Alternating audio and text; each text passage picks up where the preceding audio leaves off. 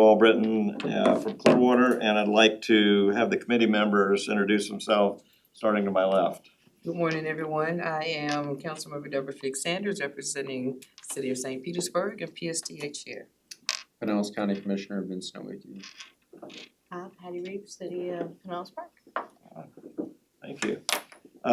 First order of business is, do we have a motion to allow Commissioner Peters to join us? Is she here? Yeah. Move approval. Absolutely, second. Second, okay. Okay, all in favor? Aye. Unanimous. Welcome, Kathleen. From Tallahassee, I think. She was there. Well, maybe she'll come back. Yeah. This next order of business is public comment. Do we have any public comment? No public comment today. So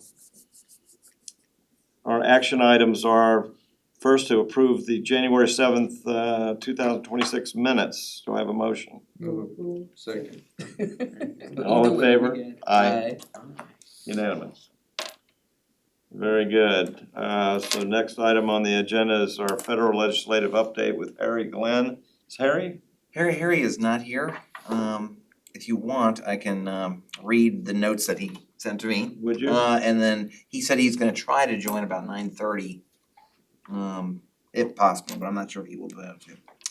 So his update, he says, is that the president signed the law yesterday afternoon for the federal fiscal year 26 transportation appropriations bill. Only 5 months late. The federal year started on October 1st. And that bill includes two appropriations for PSDA. The appropriation by Representative Castor, $850,000 for the St. Petersburg Ferry project, ferry dock. And Representative Luna's appropriation for $828,000 for the Dunedin Ferry dock, for the Clearwater Ferry. Which is gonna be great news. It also includes pretty much level funding for the transit programs that are helpful to you, to PSDA, including the ferry, bus facilities, and other programs. There's been little movement so far on the highway transit authorization bill. That's the 6-year transportation authorization bill that I know that the House is trying to get moving this spring, but I don't think the Senate has started moving at all, so. Harry spoke with the San Francisco authority that operates the ferry that we're trying to get. Yeah. And there's little movement from USDOT yet on approval of their ferry grant. They asked if the PSDA, the Florida representatives would ping the department again, and Harry has related that request to the offices. And that is the update from him. Wonder how many times we have to ping them to wake them up. I don't know, yeah. I mean, when I was in Washington with Harry, the federal US Department of Transportation folks said, well, they didn't even know if phone calls would even matter because they just assumed, they thought it would be approved. It was just being reviewed.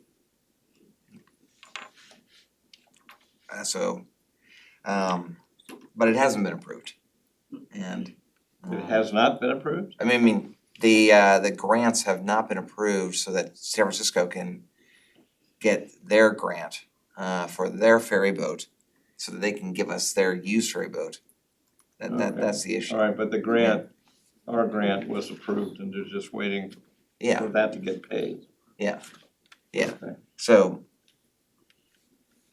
we're still hopeful that the San Francisco grant will be approved by the feds, and then that will allow the agency there in San Francisco to release their used vessel that we would like to buy to us.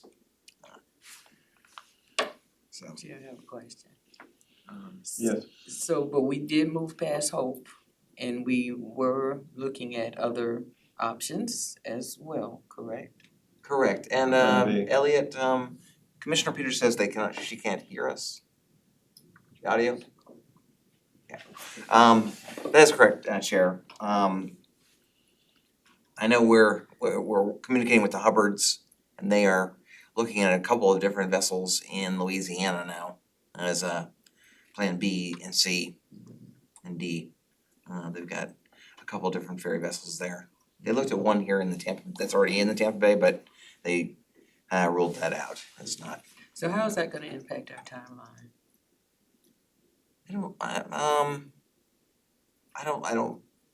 I'm not sure. We can find out. I mean, hopefully we'll be able to reach a conclusion about at least one of these Louisiana vessels soon, and bring that to the PSA board in the next month or 2 months for consideration with them. And then it probably doesn't really affect our timeline that much. I mean, any boat is going to need some refurbishment to get ready for our operation, but Plus the docks. plus the dock, yeah, I mean, we're moving with St. No, Pete it's City when Council on that. regards to the docks, cause we are moving right along, so I Yeah, wanted to, yeah. okay, You don't want the docks there with no boat no for a long boat. time. right, No. right. We don't want, yeah. The Hubbards know. Okay. All right, very good. Any other questions? All right, we'll move on to agenda item 4 or 5, state legislative update with Ron Pierce. Hey, Ron. Good morning, Mr. Chairman, committee members. So welcome to Nottingham County, day 23 of week 4 in Tallahassee. I'll probably be pretty brief because there's some good news and then probably even some more good news is, number one, we expect budgets to potentially roll out this week and next week. We thought the Senate budget would be rolling out today with spreadsheets and everything. I think that may be delayed. I think you may actually see that end up rolling out next week. And then we think the House budget will probably roll out next week as well. So Brad, when you're here, hopefully we'll get some good news on our appropriations project while you're in town. Nothing new from a property tax reform standpoint. Update is exactly the same it was a month ago, which is House is moving a couple proposals. Senate has not unveiled anything. Governor has not unveiled anything. We're hearing that the Senate's close to unveiling something.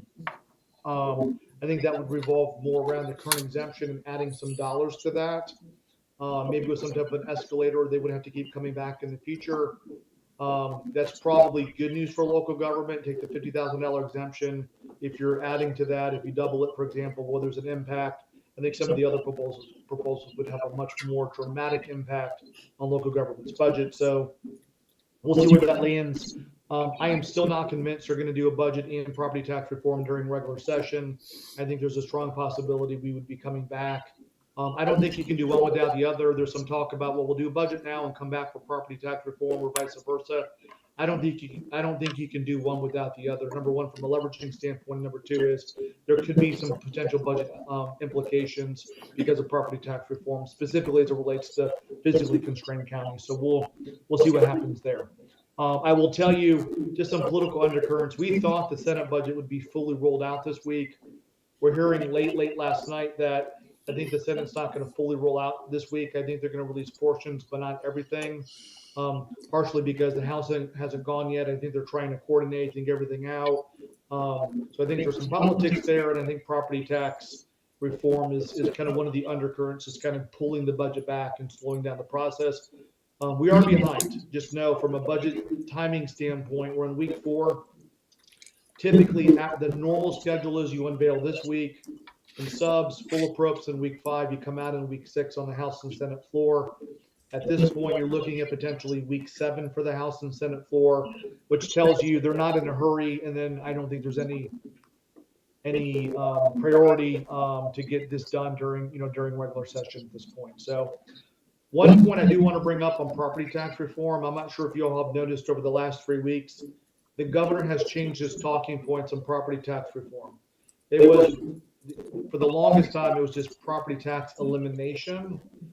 He's now going back and calling it property tax reform again. So I think they've kind of backed off the idea that there's gonna be any type of full elimination, which we knew all along, by the way, so just know, we knew that for sure. But again, I think the exemption piece is probably where the Senate's gonna start. We'll see what the governor wants, and we'll see where the House wants as well. Brad, I know I'm about to completely jinx us, but as active as transit and issues relating to PSTA has been the last 3 years in Tallahassee, I'm gonna knock on wood about 5 different times. It's been very quiet in Tallahassee as it relates to transit right now. I don't want to jinx us, but we're in week 4. We're not under attack. There's nothing that's moving right now that would have a big impact on PSTA. I've said that, and there's going to be some type of PCB that's going to pop out later today. But right now, we're hearing it's all quiet. A lot of not, to be honest with you, not a lot's moving. I mean, things are moving. Don't get me wrong. If you look at the agenda, there's a lot moving in Tallahassee. But some fun facts are there was only like 1,700 bills introduced this year. Normally, we're closer to 2,000. So we've already introduced less bills than we normally do. The last 2 years, we've passed somewhere between 250 and 270 bills. We are on pace today, as of right now. I think they would be lucky if they passed 200 bills. There's not a lot moving. It's very slow. You know, of the 1,700 bills that were filed, 1,000 of those were literally filed the week heading into session. All of those had to get referenced and, then put on agendas. Everything's moving very, very slowly. We expect next week, which is week 5, to be the last week of subcommittees in the House. There's a few Senate committees that are stopped meeting after week 5 as well. So again, you can just tell the House and Senate are in no hurry here to pass a lot of things, I think, coming out, which is not completely uncommon kind of going into an election year. So I will stop there. Brad, let me know what I missed. I'm happy to take any questions or comments from the group. Any questions for Ron? I have one question. Thank you, Ron. This is Brad. Do you want to give any update? I saw on the sovereign immunity bills, the House passed something, and then I think the Senate is moving on something.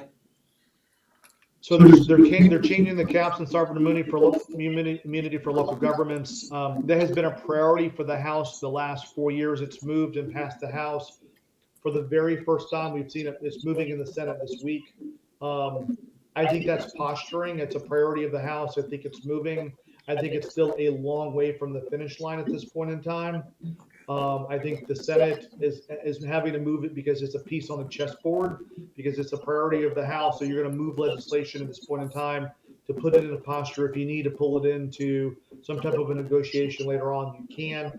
If you didn't move anything this week out of the first committee of reference in the Senate, it's really difficult to get it to the finish line. So I'm not surprised it's moving. I'm not that worried yet.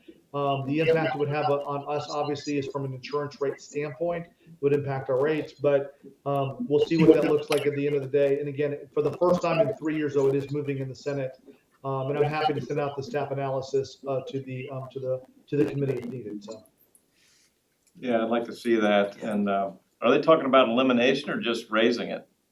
raising the cap, it's I'll pull it up real quick. I don't remember the numbers off the top of my head, but it's like doubling what the current payouts could be from a local government standpoint for one instance, and for multiple instances as well. So, Okay. Yeah. All right, any other questions for Ron? Ron, we'll see you next week. I look forward to it. Yeah. Hopefully the weather will be better. It's been freezing up here the last couple of weeks, and it's gonna be raining most of the day today. But I don't know if you all heard, it actually snowed in Tallahassee over the weekend. I was home for Gasparilla for the outdoor hockey game, but it actually snowed here over the weekend. So hopefully next week when you're here, it's not freezing. So I know that Commissioner Peters in town. She's been able to enjoy nicer weather than we've had the last couple of weeks, which is good. So. All right, Commissioner Peters, did you have a question? Nope. Okay, all right. Thank you, Ron. Awesome. Thanks. I'm going to jump off. I'm head over to the Capitol for some meetings. Okay. Thanks, everybody. See you. Thank you. Thanks. Bye. Okay, next is agenda item 5A, and Debbie Lewis is gonna talk to us about property tax reduction. Thank you and good morning, everyone. Debbie Lewis, Chief Financial Officer, and welcome to the committee. It's your first meeting with us. So, as Ron said, this is a topic, I'm sure it's been a hot topic in all of your discussions at the county and in your different areas. So, everything that has been discussed so far in the resolutions that have been put forth has to do with non-school taxes. Anything that would have to happen would have to go to a vote with 60% acceptance rate through a voting process. Now, for PSTA, and you're new here, so let me give you a little background. We get property taxes here, we have ad valorem, and it represents about 70% of our revenues that come in to support the organization. That equates out this year to about $85 million. So any changes in that out of a $124 million budget has an impact. So as Ron had mentioned, what has been talked about is what would happen if we had an elimination of property taxes. And for PSTA, that would be a $35 million hit to our budget. Now, I appreciate Mike Twitty in his office. He has put together, Kevin in his office has put together this great Power BI tool for all of us to use to see what happens with each and every item that comes up as a recommendation. So this is what the calculator looks like when you put things in. It actually calculates out specifically for PSTA what would happen, represents about 28% of our total revenues. The next bill, which was introduced, the 205, this is for senior citizens. So if you're 65 and older, that would be elimination of the non-school taxes, our property taxes. That would have an impact of about $15 million loss of revenue to PSTA. I went right past that. So that is the calculator again here, representing about 12% of our total revenues. So the House Joint Resolution 207, this is something new that was introduced.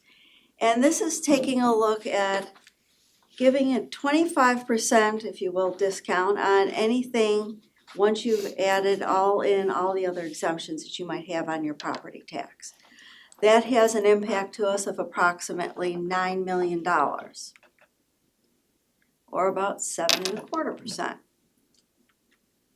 Now, House Joint Resolution 209, this is interesting. It was an incentive-based approach to the property taxes. So essentially it's if you are insuring your home, you would be able to get a large discount, I'm calling it that, by increasing your homestead exemption up to $200,000. So the impact is anticipated to be about a $21 million loss of revenue. Then we have, let's go back that, the Bill 211. And this is, they don't really know what the impact will be. They kind of put it as a smaller dollar amount.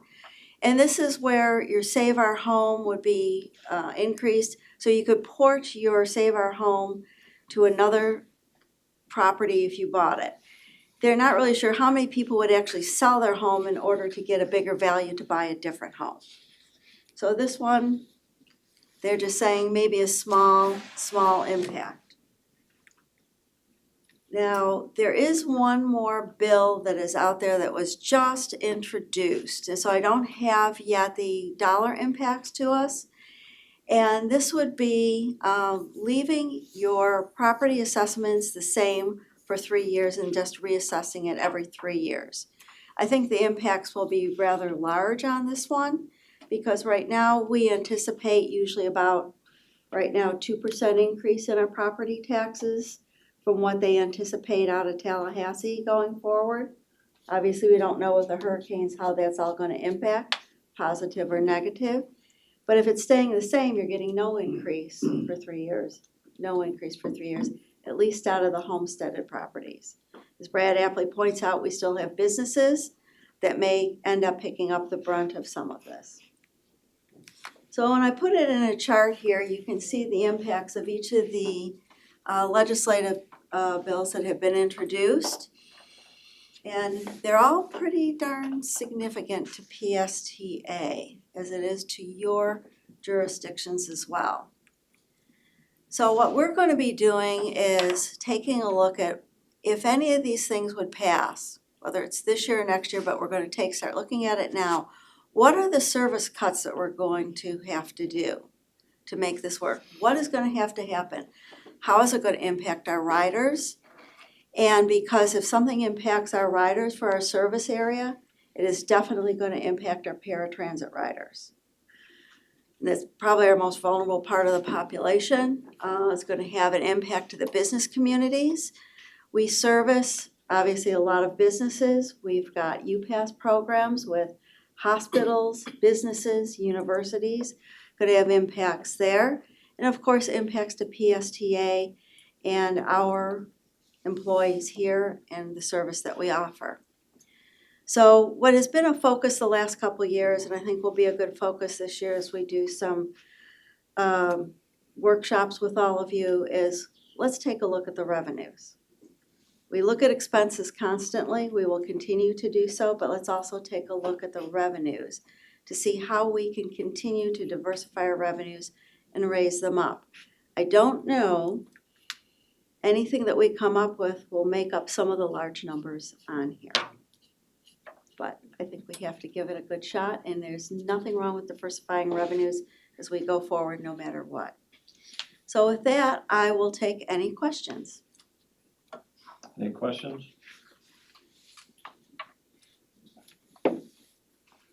Debbie, Go ahead. Yes, could you email me that slide you were showing? Because when you zoom in, it'd be nice if there was a way you could show us that slide so we could see it, but if you could email it to me, it would be oh, perfect. absolutely. Absolutely, we'll email that out to you. Ms. Vaz, thank you for the presentation. I don't have a question, I just kind of want to make a statement. So a lot of these are still estimated dollar amounts, right? Okay. So how soon in advance are we going to start looking for just in case scenarios in regards to trying to prepare ourselves just in case we have any loss? Even though we don't know what the dollar amount would be, we know it's going to be something. So have we started? Well, yesterday Darden and I met to start talking about putting together some scenarios and to also put it out so that you understand where it would affect, what areas of the county it would affect. Okay, and we should be seeing that. Oh, it's gonna probably take a little bit of time to put some scenarios We're together. working on it now. Yeah, Alright, so probably by the next legislative committee meeting, I'm not maybe? Darden. We could have some preliminary information that would, that would paint the Based picture. on what we were just presented, that the budgets seem to be moving right along and they're looking for those to be, completed soon. So I just wanted to make sure we're being proactive instead of reactive. Yes. Okay. Yeah, Thank you, Chair. and Madam Chair, the one thought I had was, we were planning on scheduling some budget workshops I was gonna ask that. for the PSA board, and whether or not we should schedule those around, as Ron said, we're not gonna probably know what happens in Tallahassee on this property tax thing for about a month. And maybe get some more accurate calculations of the impacts of whatever's gonna happen in Tallahassee. So one thought was, plus we have the strategic plan, which we're gonna talk about this month. And then maybe orienting the workshops around the budget and the strategic plan. We're trying to organize that, but I don't know if she's emailed all of you a poll on dates yet. One more question. When we're looking at eliminating the cost, are we doing this departmentally or are we looking for a solid amount? The reason why I'm asking is because when I'm looking at the impact to our seniors. So when it comes down to our seniors and our PST access paratransit, those are my last recommendations for change. And so if we find that we have to cut cost, do we have to do these amounts per category or does it have to be overall? Like, for example, we're saying seniors, we're gonna, a loss of 15 million. Do we actually have to touch that senior category? Can we take more from property insurance or those, Well, I mean, I'm just trying to, Those are Those are the the, bills. yeah, those Revenue are impacts. what Tallahassee's gonna do, maybe. okay, I got that piece, but I'm asking, I guess I'm not saying it clearly. We have it in categories, eliminate all, seniors, exempt 25%, property tax. When we're looking for PSTA cuts in our different categories, is there a way we can make those cuts without making it a blanket? You know, our seniors, I know we talked to UPAS, if we can find a certain area of PSTA services that we can kind of find savings in that category versus touching the services that we provide to our seniors versus the services that we provide to our paratransit riders. Those two I just don't want us to touch if we don't have to touch. So I was wondering, do we have to look for those resources, those scenarios in every category? Am I I think clear I with that? know where you're coming from, so let me just put it back out to make sure I'm understanding. Okay, Ignore the fact that the word senior is up there. If Okay. something passes and we have to cut our expenses by $15 million, okay, we'll be taking a look, doing a route analysis. And then for the pieces, we will still be providing our fare at the half cost, whatever that fare is, because we can always look at the fare structure for our senior citizens. What isn't going to, we have to really look at for the impact, is if we eliminate a route and pursuant to the federal government, to the law, we have to provide paratransit service within 3/4 of a mile of that route. If that route no longer exists, now you have an issue where it is going to impact our paratransit riders. So to take a look at not impacting, and I'll let planning jump all over me here, but to lessen an impact on a route where we wouldn't be touching the paratransit piece, in my mind, it seems like we would have to reduce the frequency on the route. How often we run that route so the route still exists. The only problem is when you reduce frequency, you're gonna lose the ridership. mhm. Yeah. And thank you for that. I mean, there still is going to be an impact, and I think Mhm. basically what I'm just saying out loud is that hopefully that would be the last choice of resolve we would come to in impacting those routes. I don't know if we can, I don't know if we can't, but I'm just voicing my opinion out loud that the seniors and our paratransit routes I think are extremely valuable to our ridership. And I would just really hate to let them be caught up in the equation as far as reducing routes and reducing frequency on that. So I just wanted that for the minutes. I Thank think Thank you. that we're gonna get a chance with the strategic plan to evaluate what's happening and, you know, that'll come up again for us to discuss is the best way to do it, so.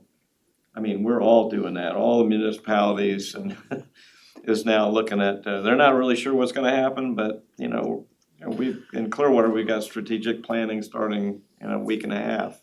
So, I think we'll have another, we'll be talking about this a lot when we figure out what finally comes down from Tallahassee. Right, and whatever doesn't happen this year could happen in the future, so I think we just need to be prepared. Yeah. Yeah. Plan of action, yeah. Any other questions for Debbie? Yes, Yeah, not really a question, maybe. Yeah, I mean, for me, as the new guys, you stated, great presentation. I mean, you know, as an outsider, it's kind of like interesting to think that like a single agency's budget, 70% comes from like one revenue source. And to me, that kind of seems like a red flag that one bill could break an agency, and, you know, leave it handicapped or just totally eliminated almost financially. So I mean, I think it's important to do some of these stress tests now to see like worst case scenario. Because I mean, I think what Tallahassee is going off of, I mean, is a mandate from the public that they need relief. I mean, if I buy a house now at 33 from someone that's been there for 30 years, they're paying $900 in property taxes. My property taxes goes to 10,000 and I get no better service. So I mean, I think we need to really look at, I mean, there is a mandate from Tallahassee that residents need relief.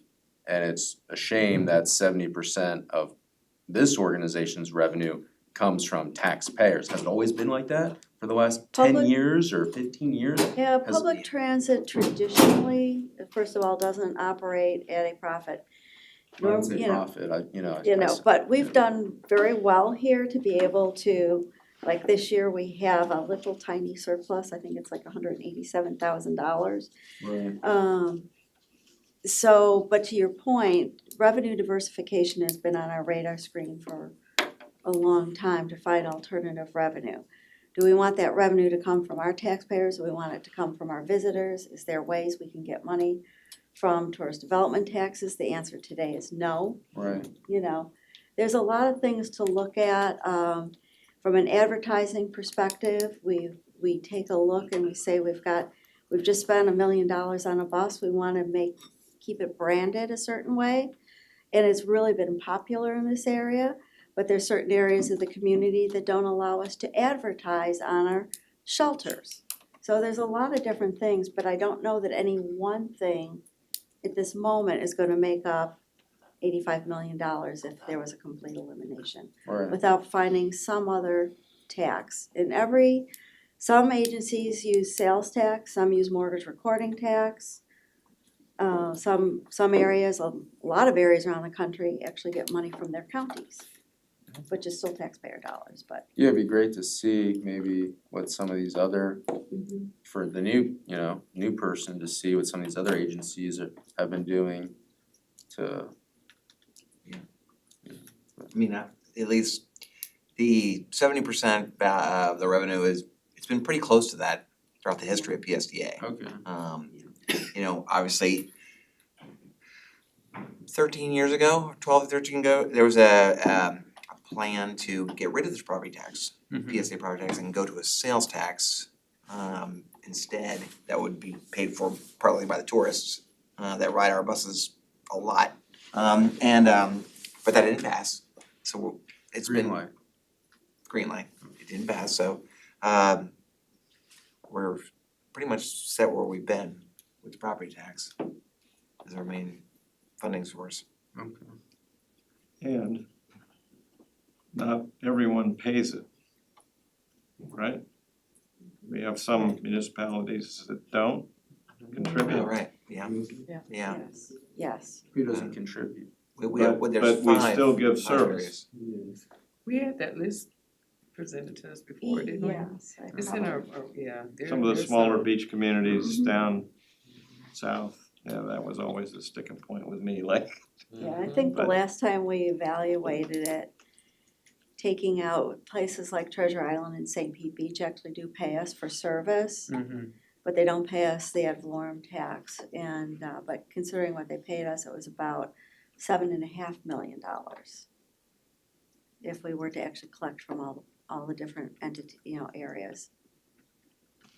Versus what they pay is. Like right now, And places then they like, pay an à la carte, the yeah, operating cost of the buses that go through their cities, the trolleys. And obviously they have pretty valuable homes and businesses in those communities, so that property tax, if they were levied the same as the rest of the county, bringing about the $7.5 net million. between what they pay for the actual operating costs of the service versus what their property tax would generate is $7 million. About $7.5 million.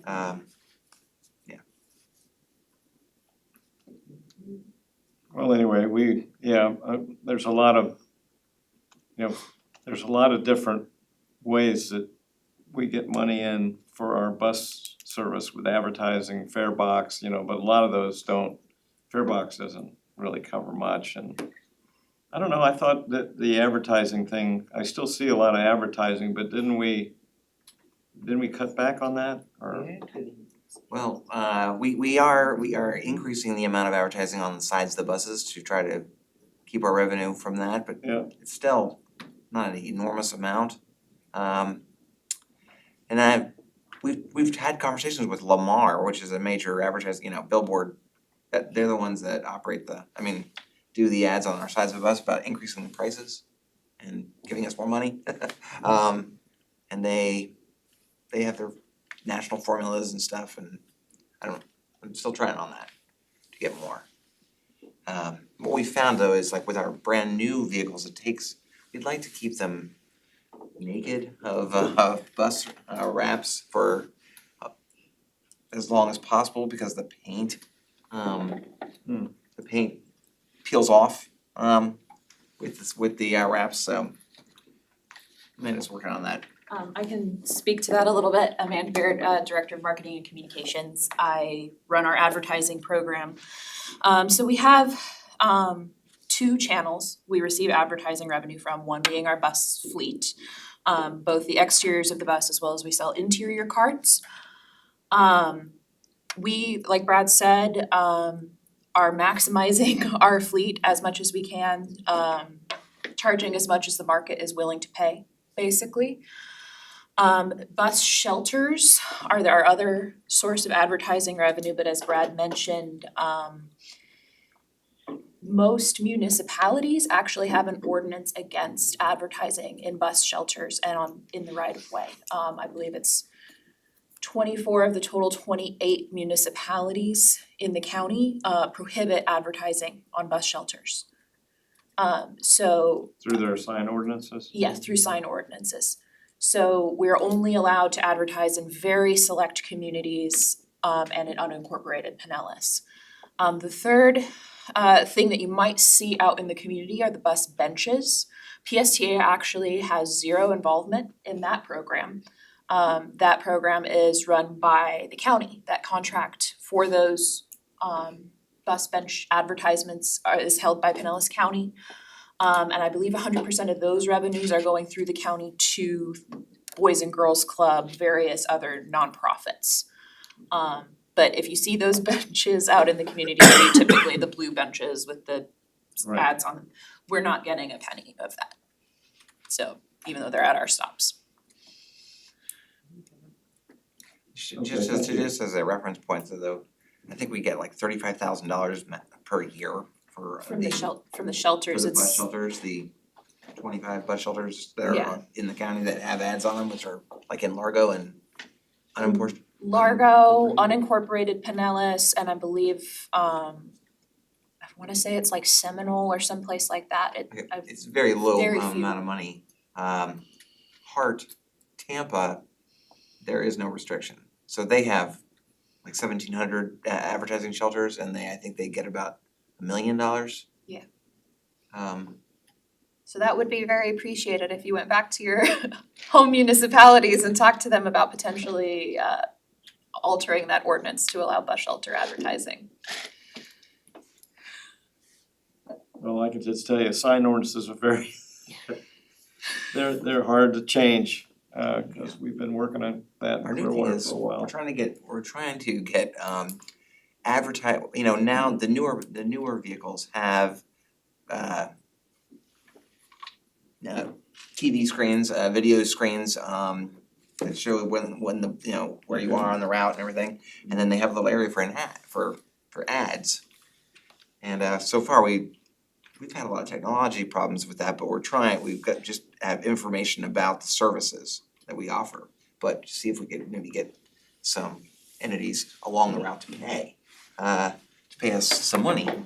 But say, approaching Fergs is my first one I wanna try to get. Yeah, is we're Fergs. working actively on resolving the technology issues with the geofencing capability on those screens, and once that is resolved, I will be out there actively, personally selling ads on those Eckerd screens. College is, I've enjoyed the Eckerd College ads that I've been seeing on the bus. Yes.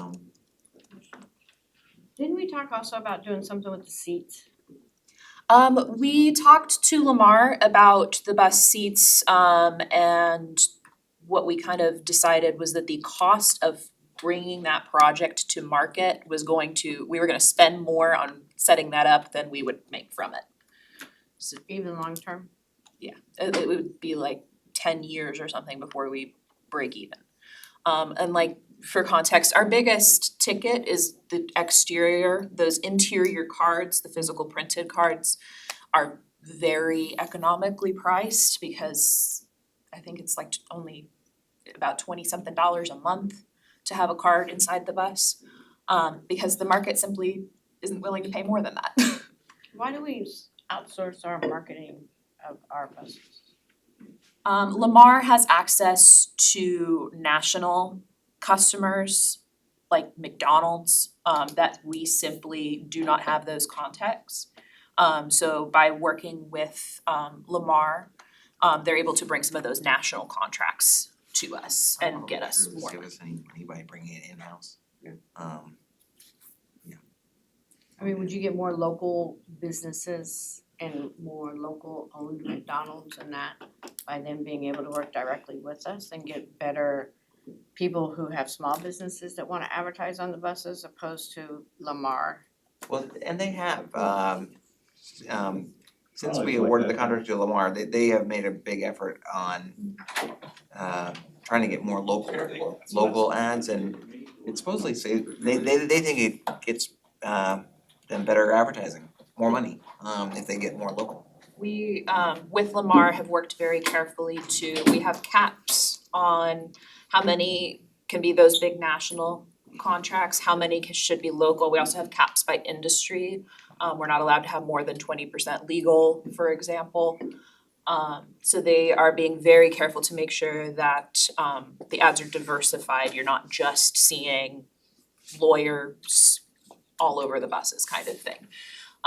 Or just McDonald's all over the buses. So they do try very hard to get a good mix. Some of the most loyal advertisers have been some of our medical services and like United Medical Academy that trains nurses and doctors. Pinellas Technical College also advertises with us, which also helps us because we employ a lot of PTech alumni, or PTC, excuse me. Yeah. Yes. Always P-TECH. It's P-TECH. So those have been some of our most loyal advertisers, are actually some of the locals, so. Okay, any other questions? Good conversation. It is.